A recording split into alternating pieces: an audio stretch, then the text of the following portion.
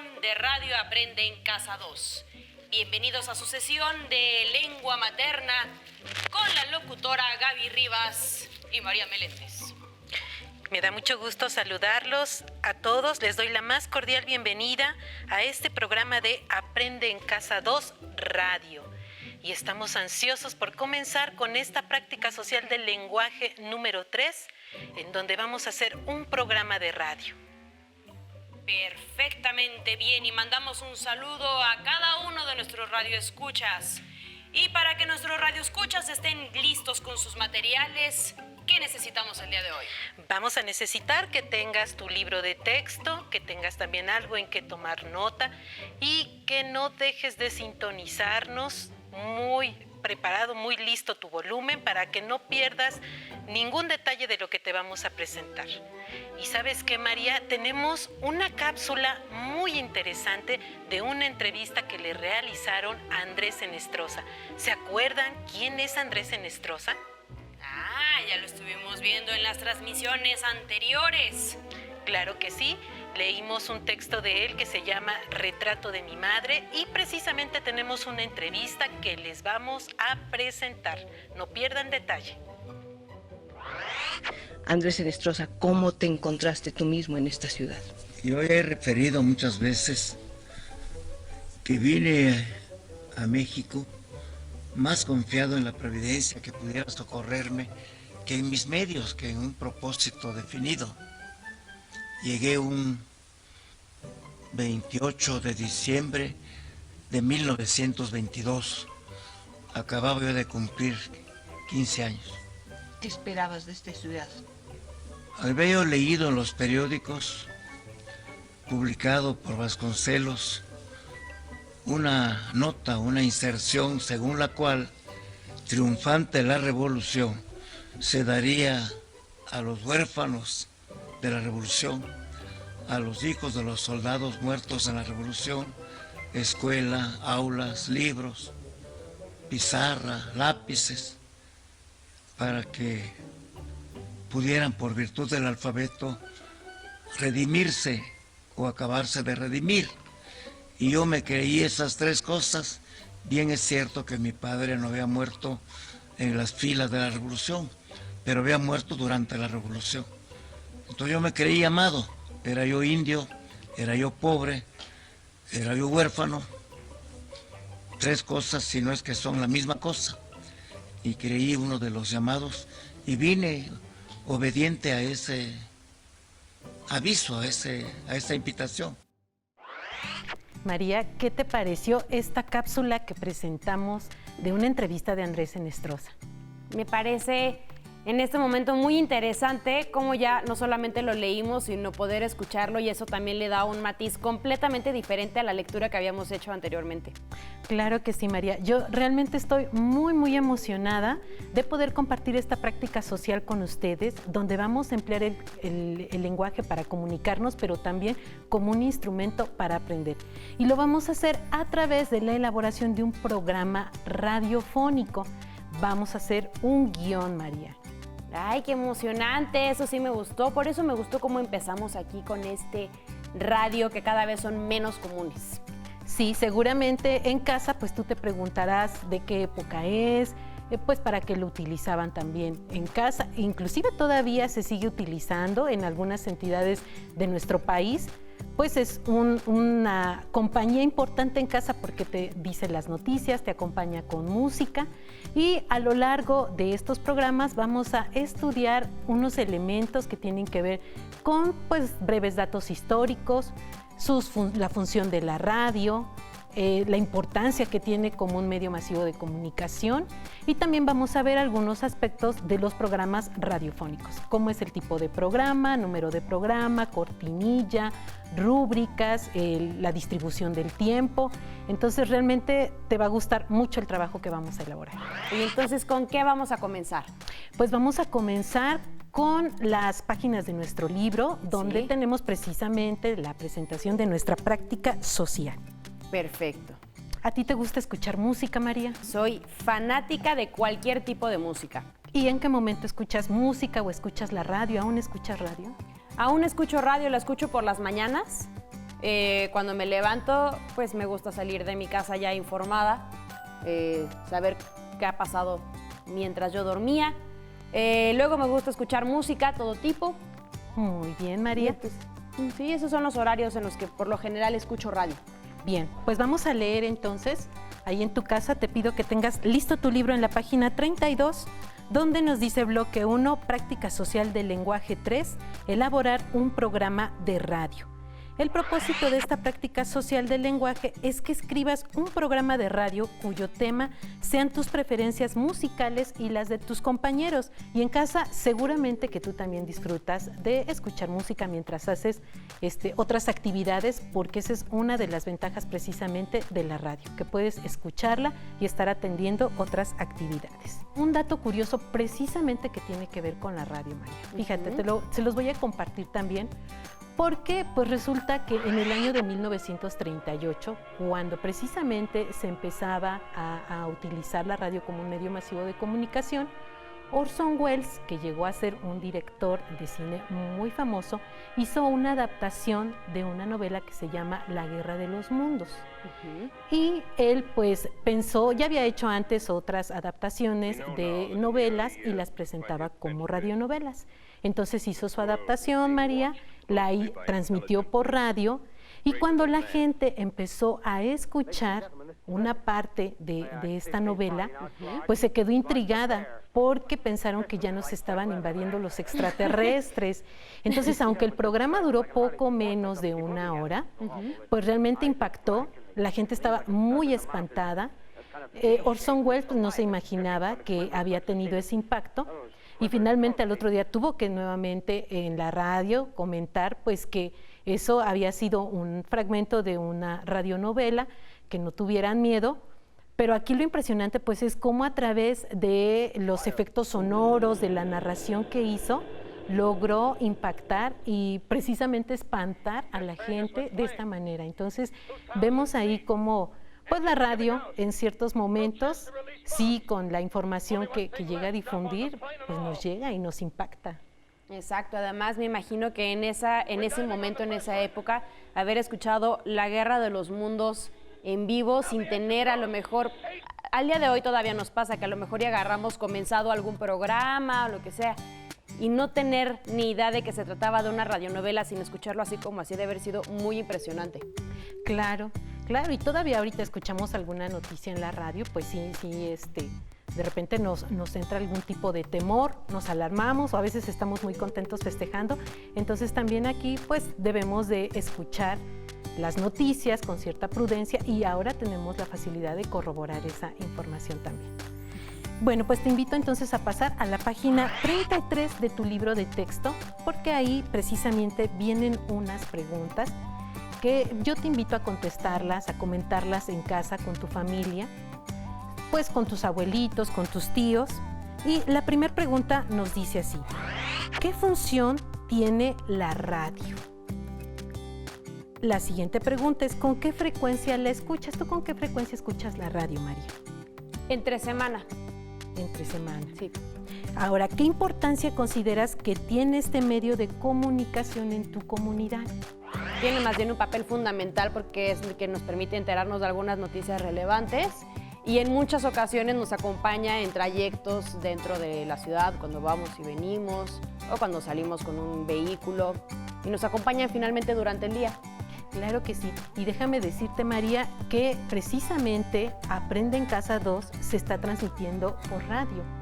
Y así puede llegar a varias comunidades alejadas donde quizá la señal para la televisión o de internet pues no es accesible, no es muy buena, y se está difundiendo todo este aprendizaje, estas clases a través de la radio.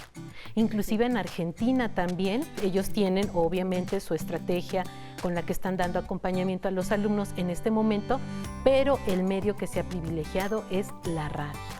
Y María, ¿qué sabes acerca de cómo se escribe un programa de radio?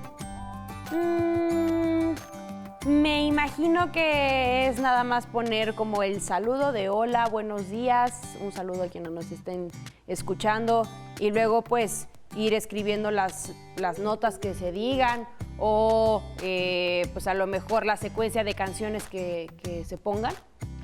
pues depende del tipo de programa, porque también precisamente eso te vamos a compartir a lo largo de estas sesiones, qué tipos de programas hay, cómo podemos armar una cápsula informativa, pues si quieres incluir música también, o si quieres hacer inclusive hasta la transmisión de algún partido de fútbol, de algún evento deportivo, pues de manera ficticia también lo puedes hacer a partir de que escuches la radio en casa. Entonces, estas preguntas yo te invito a contestarlas en familia y que sigas pensando qué beneficios te trae la radio. Si en tu casa hay uno, en la casa de tus abuelitos, pues también puedas revisarlo, tratar de sintonizarlo. Y vamos a comenzar entonces, María, a ver estos datos históricos de la radio. Antes de que tuviéramos nosotros, pues la radio como tal, era muy difícil estar informados. La radio fue una invención que revolucionó la comunicación masiva humana y que permitió el desarrollo de tecnologías posteriores como la televisión, internet, el radar y el sonar. Detrás de la invención de la radio hubo años de estudio científico desarrollado en un primer momento por Michael Faraday, el trabajo teórico de James Clerk Maxwell y las demostraciones experimentales de Heinrich Rudolf Hertz y Alexander Graham Bell, quien en 1876 logró transmitir voz humana a través de cables. Y finalmente Guillermo Marconi desarrolló el primer sistema de comunicación por ondas de radio. Entonces, como te puedes dar cuenta, María, detrás hubo personas muy interesadas que trabajaron pues incansablemente hasta que lograron hacer la transmisión de un programa de radio. Sí. Y en América Latina, los argentinos fueron los primeros que comenzaron a fabricar aparatos radiofónicos. En agosto de 1920, pudo transmitirse en Buenos Aires una ópera del compositor alemán Richard Wagner, y es considerada la primera emisión radiofónica dirigida al público de América Latina. Y en México, en 1921, Constantino Tarnava realizó las primeras transmisiones radiofónicas e inició en Monterrey las transmisiones regulares de una emisora a la que llamó TND, Tarnava Notre Dame, en cuyo programa había un tenor, 2 pianistas y un declamador. Ya te diste cuenta lo antiguos que son los radios y cómo pues obviamente ocupaban un lugar importante en una casa para pues distraerse, escuchar las noticias. Y bueno, pues aquí también cabe hacer la distinción de cuando utilizamos la palabra la radio y el radio. Según la Real Academia de la Lengua, radio es femenino cuando por acortamiento de radiodifusión significa transmisión mediante ondas hertzianas de programas destinados al público o se emplea para designar alguna de las emisoras que se dedican a ello. Cuando por acortamiento de radioreceptor significa aparato con el que se escuchan los sonidos transmitidos mediante ondas hertzianas, se usa en ambos géneros, pero en gran parte de América se usa normalmente en masculino. Encendieron el radio y oyeron la noticia una vez más.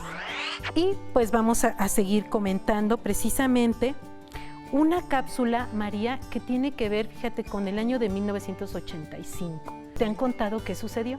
Me contaron qué sucedió, sí. Un terremoto en el que mis papás estaban muy espantados porque había una bebita que era mi hermana. Así es. Fíjate que yo era muy pequeña, pero sí recuerdo que la radio también tuvo un papel relevante porque estuvo transmitiendo todo lo que estaba sucediendo en nuestro país, particularmente en la Ciudad de México, donde hubo muchos desastres. Y te voy a presentar una cápsula de un periodista, Jacobo Saludowski, porque estuvo haciendo una transmisión muy puntual de lo que estaba sucediendo. Entonces, vamos a escuchar cómo en ese año de 1985 se transmitía este evento tan triste. Tengo la tristeza de decir que estoy en presencia de uno de los más grandes desastres que he visto en la historia de la Ciudad de México desde que nací en ella. Me encuentro en la esquina de Avenida Juárez y San Juan de Letrán, abajo de la Torre Latinoamericana. Estoy mirando hacia el sur la Avenida San Juan de Letrán y es el aspecto de un desastre, como si hubiera caído una bomba. En el lado derecho, frente a 16 de septiembre y San Juan de Letrán, toda la esquina de una zapatería o camisería que se llama El Escorial se derrumbó la casa de junto, prácticamente toda la parte de San Juan de Letrán de esta manzana cayó por los suelos. A este panorama pueden ustedes agregarle el de grandes nubes de humo, de incendios cercanos. Acabo de llegar por Puente de Alvarado, el edificio que yo creo que era un estacionamiento, porque ya no se sabe qué era, se derrumbó totalmente en la esquina de Puente de Alvarado y Zaragoza. Parte del nuevo Banco de México que estaba en construcción también se derrumbó. Ahora veo aquí en San Juan de Letrán que está totalmente derrumbado, pero totalmente derrumbado, y sale humo y sale polvo de los escombros en la esquina de Victoria y San Juan de Letrán. Yo no recuerdo qué es lo que había aquí y ahora es imposible saber qué es lo que había. La policía está trabajando, ha acordonado San Juan de Letrán, no se puede pasar desde la calle, desde República de Salvador o Ayuntamiento hasta este lugar. La calle de Victoria no se puede pasar porque el edificio se cayó hacia Victoria. Ahora este edificio se está quemando, hay helicópteros que vuelan a nuestro alrededor. También estoy viendo hacia el lado de la calle de Uruguay, hacia mi izquierda, un edificio frente al Hotel Concordia también se derrumbó. La ciudad, en este sitio desde donde yo estoy, es una ciudad envuelta en el humo de incendios. La multitud se agolpa ya a ambos lados. Cuando venía yo por el lado norte de la Alameda, por la avenida Hidalgo, donde hay un gran congestionamiento de tránsito, están sacando un herido en este momento. Voy a tratar de echarme en reversa para llegar allá. Están las ambulancias.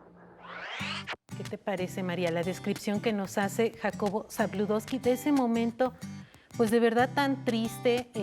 La gente no teníamos luz en casa, entonces si tú tenías tus pilas, se las colocabas a tu radio y podías estar siguiendo todas las noticias y conocer precisamente pues dónde había derrumbes, dónde no podías transitar. La gente estaba también muy preocupada por sus familiares.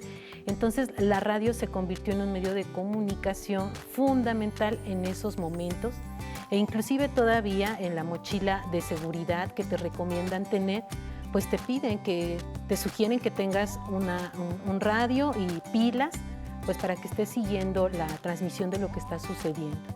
Entonces, pues como puedes ver, tiene muchas ventajas tener un radio en casa, y vamos a ver algunas de las características también, porque pues nos va a permitir estar informados, escuchar música, y a continuación te las voy a presentar. Entre las características que tenemos de la radio, pues es que nos va a acompañar las 24 horas del día y los 365 días del año, María. Aunque no llegue a haber programas ya o locutores, está transmitiendo música o algunos programas ya están grabados, entonces es permanente. También es móvil, nos podemos mover y seguir escuchándola. Tú puedes ir en tu auto conduciendo, escuchando la radio, puedes estar haciendo tareas, puedes estar haciendo otras labores en casa y puedes estar escuchándola. Otra característica es que pues va a ser inmediato su uso, su transmisión, y se caracteriza por su rapidez. Y gracias a las nuevas tecnologías, ahora es posible escuchar una emisora desde cualquier parte del mundo a través de Internet. Es ágil desde el punto de vista de la narración. El locutor cuenta todo lo que está percibiendo y por ello en poco tiempo puede transmitir muchas cosas al oyente, y nos dimos cuenta en la cápsula donde pues conforme va caminando nos va contando todo de una manera tan elocuente, utilizando la descripción muy bien, que realmente nos hace imaginarnos lo que está sucediendo. Y precisamente esa es la otra característica: activa la imaginación. Si tú has escuchado en algún momento la transmisión de un partido de fútbol, de un evento deportivo, la manera en que los locutores hacen la narración, realmente nos hacen imaginarnos como si estuviéramos ahí en el campo de fútbol o viendo la transmisión de del box. Entonces nos hace despertar la imaginación. Y también, pues antes las mamás escuchaban las radionovelas. Si le preguntas a tu abuelita, seguramente te contará que escuchaban radionovelas y a través de estos efectos sonoros, de la narración, de la entonación, el volumen, todas estas propiedades de la voz nos hacían imaginarnos realmente lo que estaban sintiendo los personajes y lo que estaba ocurriendo en su entorno. ¿Qué te parece, María? Así es, muy interesante. Yo recordaba más bien la anécdota que me contaba mi abuelito de un comentarista de deportes que estaba narrando un partido de béisbol, se le fue la transmisión a él, ya no pudo verla y él la inventó completa, el partido. Imagínate, otra anécdota curiosa de la radio, porque pues a través de precisamente esa habilidad, ese manejo del lenguaje, pudo seguir con la narración del partido. Muy bien. Bien, pues ahora, María, fíjate, antes de pasar a las preguntas, quiero precisamente pues que escuchen en casa la narración de un cuento de Amparo Dávila. Este cuento de Amparo Dávila te va también a gustar mucho y te vas a poder dar cuenta de cómo estos efectos logran hacer que te imagines. Vamos a escucharlo. Alta cocina, de Amparo Dávila. Cuando oigo la lluvia golpear en las ventanas, vuelvo a escuchar sus gritos, aquellos gritos que se me pegaban a la piel como si fueran ventosas. Subían de tono a medida que la olla se calentaba y el agua empezaba a hervir. También veo sus ojos, unas pequeñas cuentas negras que se les salían de las órbitas cuando se estaban cociendo. Nacían en tiempo de lluvia, en las huertas, escondidos entre las hojas, adheridos a los tallos o entre la hierba húmeda. De ahí los arrancaban para venderlos y los vendían bien caros, a 3 por 5 centavos regularmente, y, cuando había muchos, a 15 centavos la docena. En mi casa se compraban 2 pesos cada semana, por ser el platillo obligado de los domingos y con más frecuencia si había invitados a comer. Con este guiso, mi familia agasajaba a las visitas distinguidas o a las muy apreciadas. No se pueden comer mejor preparados en ningún otro sitio, solía decir mi madre llena de orgullo cuando elogiaban el platillo.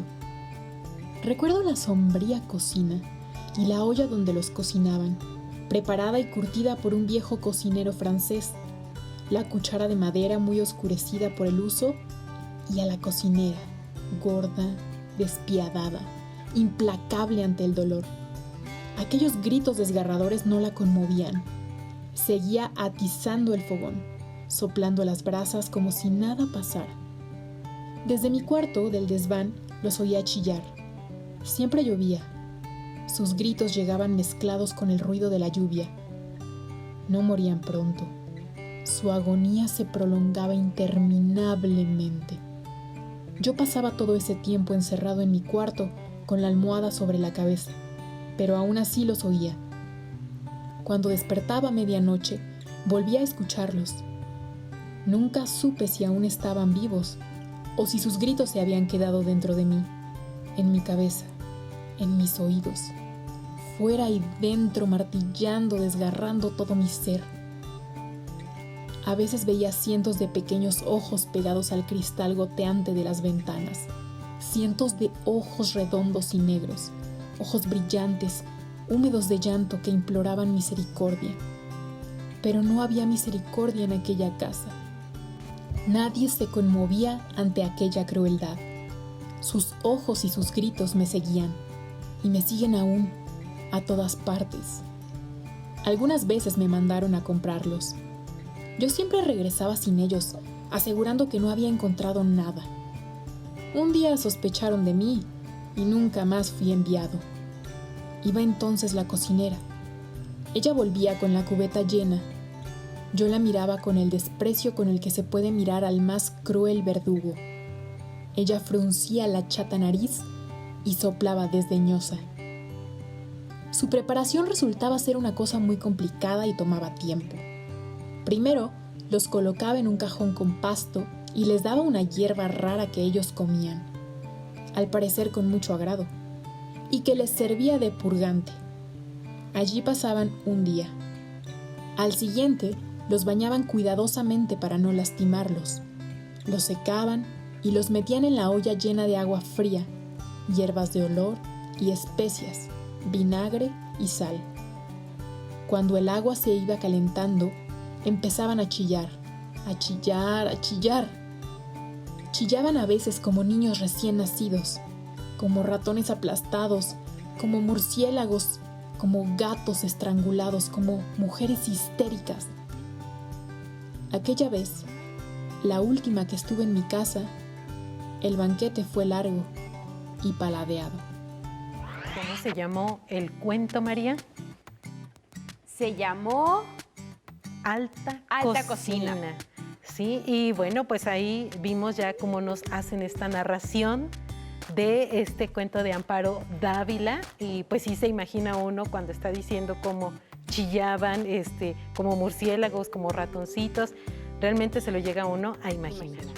Bien, pues a mí lo único que me resta pues sugerirte es que en la página 33 de tu libro de texto, aquí nos pide que escuches un programa de radio.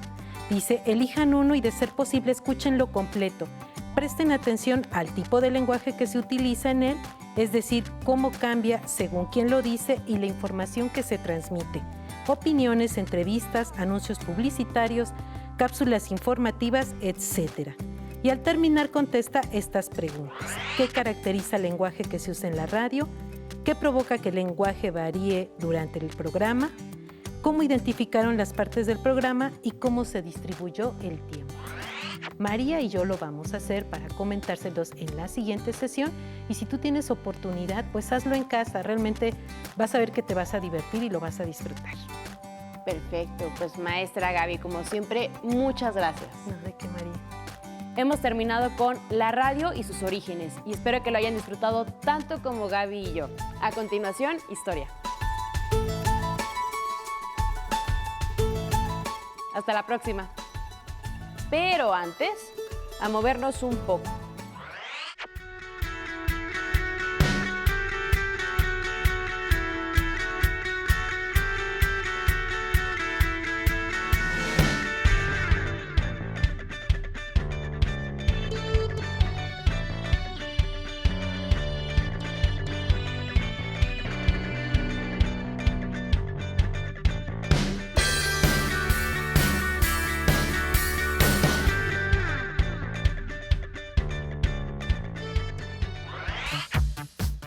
Si no tienes el libro de texto o necesitas ayuda para responder las preguntas, contáctanos.